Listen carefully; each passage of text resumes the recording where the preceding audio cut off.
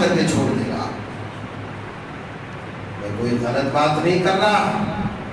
شاعر اسلام کو جب بھی کسی نے توڑنے کی بات، اور ایسے ایسے جہال عورتیں، ایسے ایسے نااہل لوگ جو اپنے آپ کو مسلمان کہتے ہیں، خنازیر صفت لوگ، کتے صفت لوگ آ کر کے سوشل میڈیا پر اور چینلوں پر آ کے اپنی سران کتے کی طرح دراز کرتے ہیں اور کہتے ہیں قرآن میں ایسا حکم نہیں ہے، قرآن میں ویسا حکم نہیں.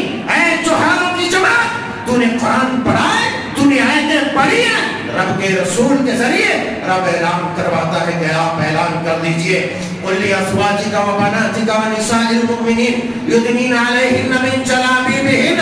اپنے اوپر چادریں ڈال لیا کرو، چادریں ڈال دیا کرو، تیرا چہرہ نہ دکھے، تیری صورت نہ دکھے، تیرا منہ نہ دکھے.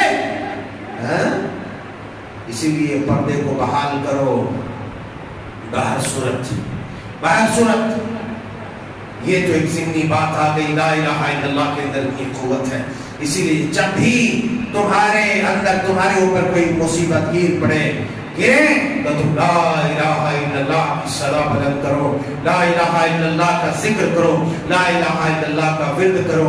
پھر تمہارے مسئلے آسان ہو جائیں گے، تمہاری مشکلیں ہلکی ہو جائیں گی. تم سے